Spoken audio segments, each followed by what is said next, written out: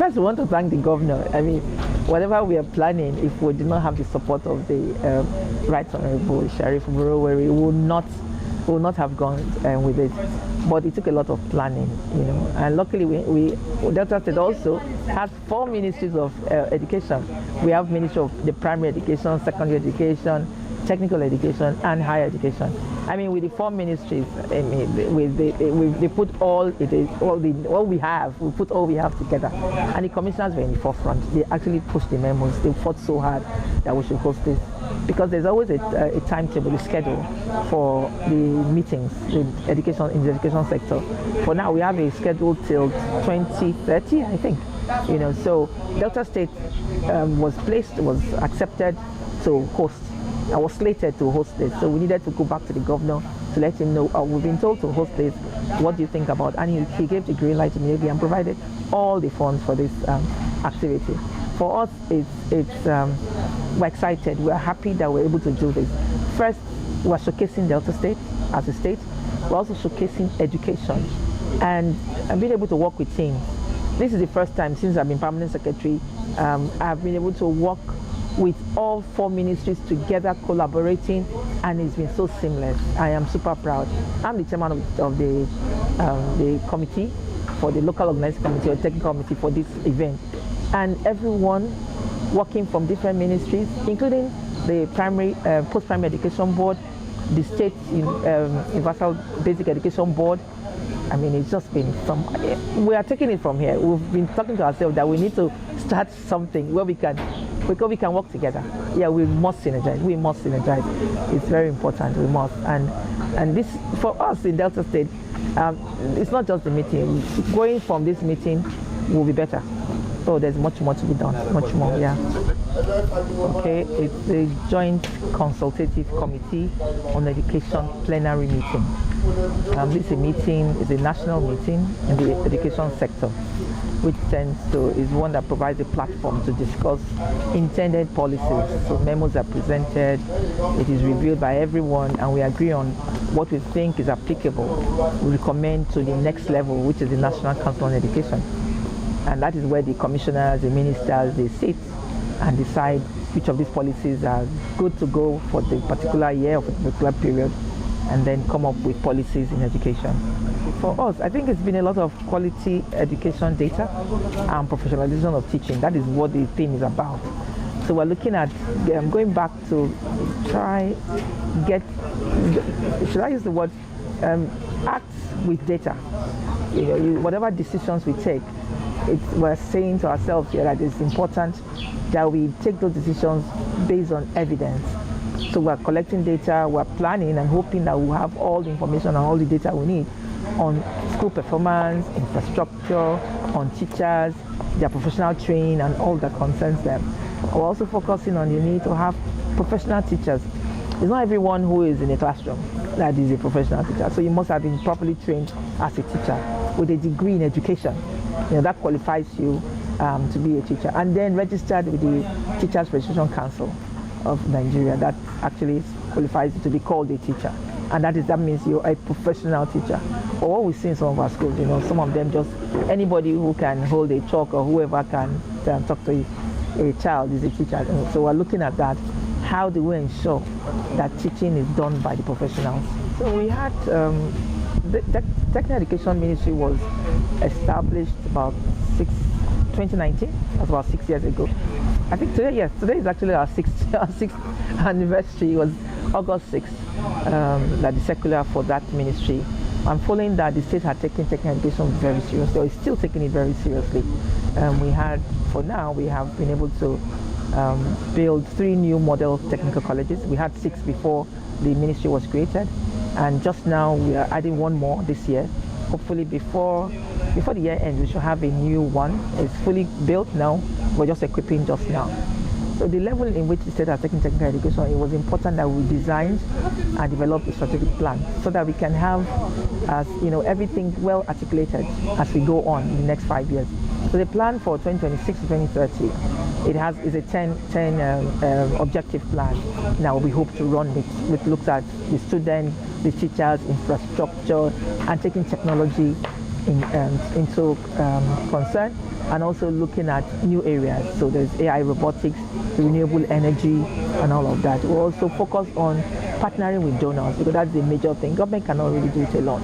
So we looked at areas where we could partner with governors, do exchange programs, have digital technology, involved in our care. All of that is backed in our strategic roadmap, and we do hope that we can, henceforth from 2026 to 2030, every year develop an action plan that we can run with and present to the government, and that will be fully budgeted for.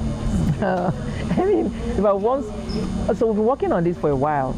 But once we noticed, or we're given the green light to host this meeting, and we realized that it was in August, it was going to coincide with our birthday, that is the 6th birthday. Well, okay, we must make sure this comes out. So we put it together and had it launched in the state with everyone here, with this whole education sector across the 36 states and the FCT and the federal. In fact, it could not have been a better time. It could not have been a better time. I am really, personally, I'm so happy that we're able to do it at this meeting. And it's actually also sent a message about how prepared Delta State is in technical education. The federal government is taking technical training very seriously. They've launched the support for technical education in all federal colleges of, federal technical colleges, where they support students, they give stipends, they also pay their tuition, they support them in whatever is required for technical training for these students. And right now, they're also insisting that every state must have one federal technical college. So Delta State is going to have one. Well, we're just trying to get our locations right, where that will be situated. So you can imagine what that means for us, showing off what Delta is already doing. I think we're one of the states, probably the only state that has 9 technical colleges in one state. So it's a lot for us. Since the federal government is doing that, and we're doing so much in technical education, I mean, we are on top of the world as it is, that we're really aligning with what the federal government is talking about. And in the renewed hope roadmap for education in national roadmap, technical education actually has a very great focus. Yes. So we're aligning with that as well, and we're really so proud of that. You also know too, sorry, I need to add this, so that for us with the more agenda, government has said, human capital development, opportunities for all, inclusivity. I mean, all of those things are addressed in our strategic plan, and we are hoping that, it's something that we will run with. We're happy, really happy. So it's almost like saying that if you have, it's like budgeting. I'll use the word budgeting. So I have 100 naira, for example, and I need to go to the market. I mean, I can go to the market and use all the 100 naira to buy only things for, I'm a woman, so I talk about soup, things for soup, and I forget that I need to buy yams. So for us in Delta State, being able to split the ministry into 4 major important zones, it allows us focus on each area of education sector. So the primary focus is strictly on primary education. And imagine the governor hearing from 4 commissioners instead of hearing from 1 commissioner. When he hears from 4 commissioners, so in education we have 4 times opportunity to get education in the state. Unlike if it was just 1 commissioner. Imagine 1 commissioner going in with 4 memos or 16 memos. But now you have 4 commissioners going in with either 1 memo each, 4 memos each, and the governor must attend to them. So for us, we are so excited. It's so important, and it's helping out. For us in technical education, we're focusing more on our technical education schools, our colleges, and also in technical training across the state, and that is helping us, stay focused, stay on what we need to do, and deliver on our plans. Yes. So for us, I think for us is our MIS, which is the Education Management Information System, and that's what we're talking about. And before now, we've been, talking about it gradually. I know from what I gathered from this interaction with the higher education, they've actually gotten the approvals to start that. For us in technical education, we're already working on ours, and I'm sure following this meeting, primary, secondary, everyone will definitely be involved in it. Training has taken place in Federal Ministry of Education has trained 2 officers. They came from the Ministry of Secondary Education to train on the Education Management Information System. So for us, it's that is one thing we are proud of, and we know by the next meeting we'll all have established our systems, and we would have keyed in strictly on that. Yeah. So for us, we're looking combining their hands-on training, which is what our major focus is on. Hands-on training, and it's been said that for technical education you should do 20% theory and 80% hands-on. So we are improving on our hands-on, and we're also improving on our entrepreneurship. We want to bring out students, graduates, who when they leave our schools, they can set up on their own. If for any reason they want to further their education, they should, even from their side hustle, be able to provide and pay their own fees. So imagine somebody who goes through motor vehicle craft. He can actually repair vehicles at his spare time. Weekends, he can go to a mechanic workshop and support himself and even his family, and also pay his fees, Or somebody who did catering craft practice, or who is doing fashion design. By the time you're wanting to study medicine, you're in school, you're making clothes for your colleagues, you're paying your fees, you're comfortable, you're putting less burden on your parents, especially for those who cannot afford. And so that's where our focus is. Entrepreneurship, improve entrepreneurship training for them, improve hands-on training, and of course we cannot forget the theoretical aspect. And one good thing Delta State is doing is the state pays for all the enrollment exams, for the NAPTEP exams, which is the qualifying exam certification for technical colleges.